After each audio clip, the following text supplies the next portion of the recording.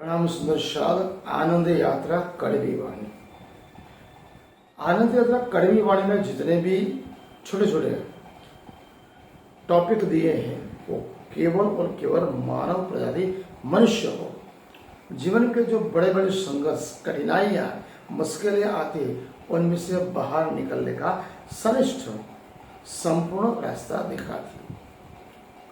एक बहुत बड़े विद्वजन ज्ञानीजन महामती श्री प्राणनाथ जी महाराज ने अपने यात्रा के दरमियान सांसारिक मनुष्य पति पत्नी पुरुष और स्त्री को एक बार कहा था कि अगर आपके यहाँ एक बेटा और बेटी हो या दो बेटे हो या बेटी हो, जब आपका बेटा बड़ा हो जाए आपकी जिम्मेदारी है उसको बड़ा करना पढ़ाना लिखाना उस काबिल बनाना, या तो वो नौकरी करे या तो धंधा करे।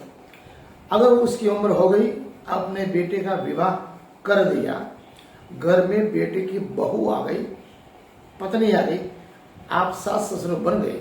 स्वाभाविक है इंसान को पति पत्नी को सास ससुर को उसी समय से ब्रह्मचर्य का पालन कर देना चाहिए। अब बेटा बड़ा हो गया, नौकरी कर रहा है या तो वो धंधे पे बैठा है, दुकान पे बैठा है, तो बेटे को संपूर्ण कारोबार सौंप कर संपूर्ण जिम्मेदारियां निभाकर धीरे धीरे अपने पांव पीछे की ओर खींचना चालू। जब बेटे के वहां बेटे का आगमन हो गया, एक पुत्र या पुत्री हो गई, आप दादा बन गए दादी बन गए, तो समझ लो आपकी संपूर्ण जिम्मेदारियां पूरी हो गई।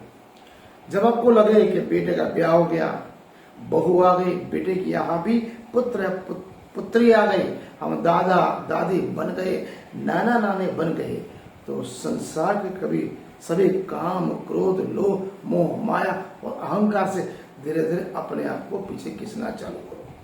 अपने हृदय मन और गुण और इंद्रियों को इतना वश में करो कि अपने चेतना को जागृत करके महीने में एक बार 4 से 8 दिन किसी तीर्थ यात्रा पे जाओ, किसी आश्चर्य श्रृंखला जाओ, सप्ताह में एक बार सत्संग जाओ, लेकिन महीने में एक बार 3 या 5 दिन बाहर रहो। आप जितना घर गृहस्थी में जीवन के शुरुआती दौर से निकलकर अंतिम तक आपने वही काम धंधा किया, बेटे बेटी के साथ रहे, पत्नी के साथ रहे, कुछ उम्र के बाद वहां से अलगाव होना, दूर रहना, ये सांसारिक जवाबदारी का मुख्य लक्षण है।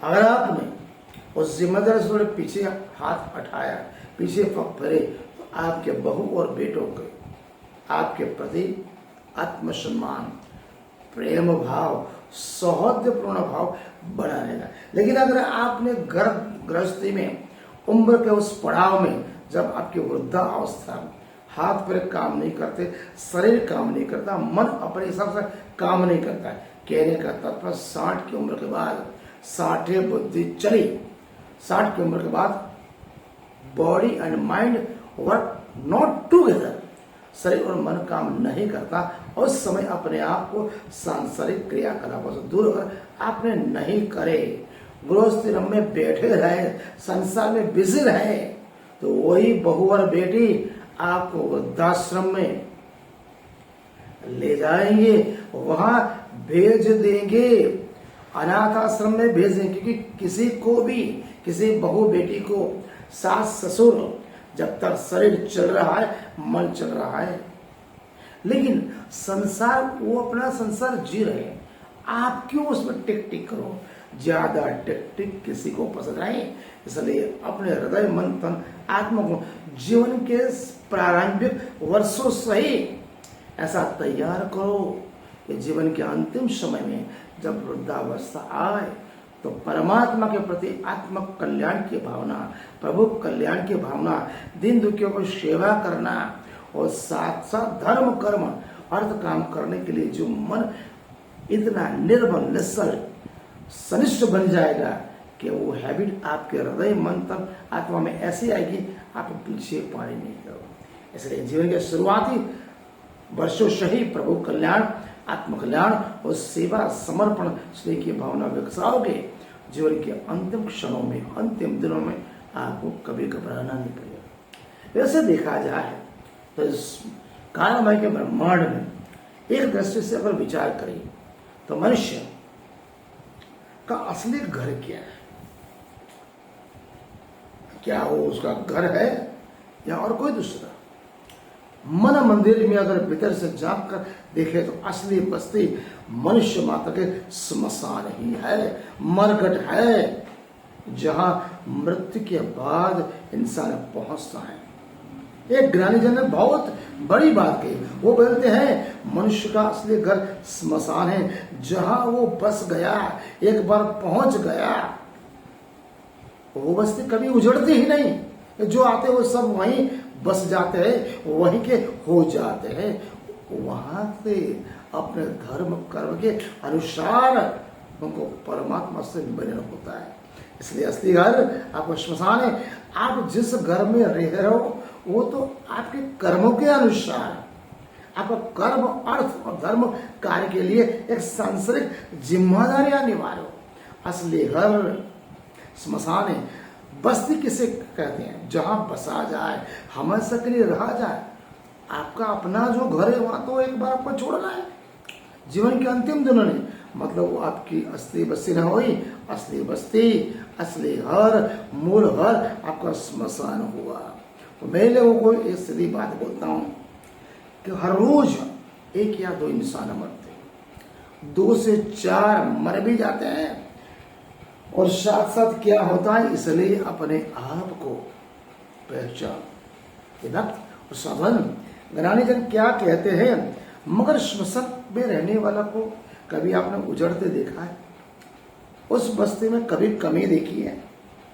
वहां जो एक बार बस गया, समझ लो हमेशा का हो गया। देर सबर सभी को पहुंचना है, सभी को पता है मृत्यु एक दिन निश्चित है। लेकिन अपने मन भीतर में क्या बोलते हैं? मैं नहीं, मेरा पड़ोसी। अगर किसी स्मशान यात्रा में गया तो वहां भी बोलेगा ये मर गया, हमारा साथी था, मित्र था, दोस्त था, पड़ोसी था। वहां 10-15 मिनट जो भी बैठेंगे धर्म अध्यात्म की बड़ी बड़ी बातें करेंगे।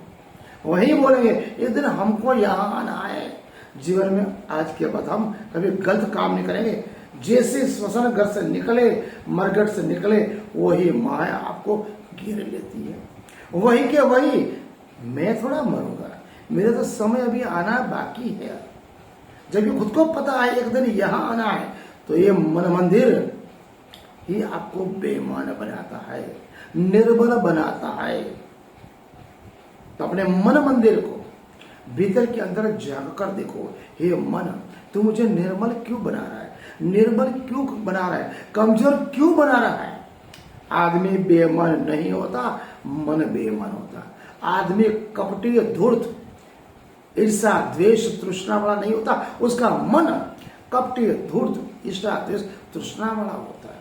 इसलिए ज्ञानी जन कहते हैं अपने मन को निर्मल, निश्चल, सनिष्ठ, पावरफुल इतना बनाओ कि मन आपके बनाए हुए बातों पे चले। ऐसा नहीं मन ने आपको दौड़ा, आप दौड़ते गए, कहीं जाना मन ने बोला आप चले गए। आज तो आप मन के विचार के ऊपर चल रहे हो, आपके विचार पर मन कहाँ चल रहा है?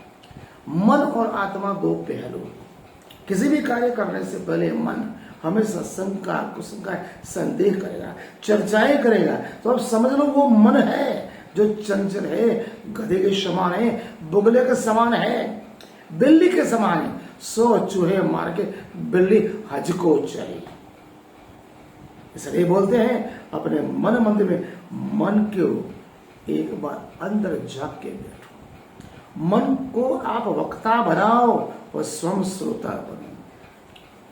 तो सोचो हे मन, मैं जे जीवन में क्यों आया हूं, किस लिए आया हूं, मुझे परमात्मा ने क्यों भेजा है, किस लिए भेजा है, क्या कार्य करने के लिए भेजा? क्या केवल बाल्यावस्था, युवावस्था, वृद्धावस्था, सांसारिक कर्म के लिए मैं यहां आया हूं? नहीं, मेरा जीवन का उद्देश्य कुछ और है, कुछ लक्ष्य और है। अगर स्मशान ही जाना है तो जीवन में इस छोटी सी आयु में ऐसा कर्म करो कि उस परमात्मा के लिए मृत्यु के बाद एक ऐसा लक्ष्य, मुक्त में जाना, मुक्ति पाना, मोक्ष पाना, प्रभु चरण पाना, प्रभु का दर्शन करना, प्रभु के परम धाम, मूल धाम, ब्रह्मपुर धाम, उनका दर्शन करना, न कि केवल सांसारिक क्रिया निभाए और चलते बने। तो उस परम तत्व को पाने के लिए जीवन के अंतिम समय से पहले मनुष्य को अपने मन को समझाना पड़ेगा। एक छोटी सी बात है, एक गांव में एक नदी किनारे झोपड़ी थी। एक साधु महात्मा, बहुत धीर गंभीर भक्तजन और संत धर्मगुरु थे। उनके पास एक छोटी सी चादर थी, खबे के टांग के रखते थे। एक बार ध्यान मग्न में बैठे तो एक चोर की नजर बिगड़ी और सौ लेके चला गया। चोर आगे, साधु महाराज पीछे। लोगों ने बोला, प्रभु कहाँ जा रहे हो, चद्दर ही तो है। बोले नहीं, चद्दर को पकड़ना है और साधु को भी पकड़ना है। लोगों ने बोला, चोर तो पूर्व की ओर जा रहा है, आप पश्चिम क्यों जा रहे हो? साधु महात्मा बहुत विद्वजन थे, ज्ञानी थे। वो बोला, पूर्व की ओर नदी है, वहां गांव बसा हुआ है, पश्चिम की ओर स्मशान घाट है, मरघट है। एक न एक दिन तो यहाँ आना है, मैं वहां पकड़ लूंगा। ये हमारे लिए, मानव के लिए, आदमी के लिए ज्ञानी जन ये बोल रहे, हमको जाना कहाँ है, हम जाकर जाना है परमपिता परमात्मा अक्षराधित कदमों चले, उनके कदमों तले, उनका चरण पाना, दर्शन पाना। एक जो मनुष्य अवतार मिला है 84 लाख योनियों के बाद, उसका लक्ष्य क्या होना चाहिए? जब तक हम अपने हृदय, मन, तन, आत्मा में झंझोड़ कर नहीं देखते हैं, तब तक केवल और केवल काम, क्रोध, लोभ, मोह, माया, अहंकार से आपका मन इतना भटका रहेगा, आपको परम तत्व की ओर नहीं ले जाएगा। कहने का तात्पर्य एक ही है, अपने आप को, मन को निर्भय, निश्चल, पावरफुल, इतना दृढ़शाली बनाओ, आप जो कहे वो करे। कहने का तात्पर्य आप अपने मन के मालिक बनो। अध्यात्म और धर्म इंसान को मन के मालिक बनाना सिखाता है, नहीं कि गुलाम बनाना। महाभारत काल की बात है, एक बार युधिष्ठिर को यक्ष ने प्रश्न पूछा कि आदमी किसके सहारे जीता है, मनुष्य किसके सहारे जीता है? युधिष्ठिर बहुत बड़े बनाने थे धर्मराज से। उन्होंने बोला, मनुष्य आशा के सहारे जीता है, न पत्नी के सहारे, न पुत्र के सहारे, न पुत्र के सहारे, न धन, व्यापार, पैसा, किसे, केवल आशा। जीवन में कितनी भी कठिनाइयां आए, विफलताएं मिले, उस इतना तो विश्वास है, इतनी आशा है परमात्मा के प्रति, एक न एक दिन तो मैं सफल पाऊंगा। मतलब मनुष्य केवल आशा के भरोसे जीता है। वो आशा ही परम पिता परमात्मा के पास उसे ले जाएगी। इसलिए मेरा कहने का तात्पर्य, अपने मन मंदिर को टटोलो, मन के मालिक बनो और समझो मूल घर श्मशान है, मरने के बाद जाना है। तो उससे पहले मैं क्या करूं कि इस परम पिता परमात्मा ने अगर मुझे ब्रह्मांड में भेजा है, नस्व ब्रह्मांड में, तो मेरा आने का दायित्व तो सार्थक बने, अपने आने का जो दायित्व सार्थक बने, परमात्मा खुश, आनंद, उल्लास हो जाए। मेरा भेजा हुआ प्राणी खाली हाथ नहीं आया, कुछ न कुछ जीवन में करके गया और कर रहा है। ऐसा परमात्मा को विश्वास और आशा दिलाने के लिए हमें कार्य करना पड़ेगा।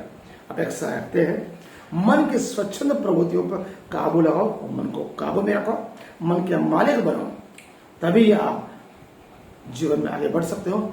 एक सच्चा अध्यात्म और धर्म आपको मन मंदिर के मालिक बनाना सिखाता है, गुलाम नहीं। आज का अध्याय हमें पूर्ण करते हैं। प्रणाम।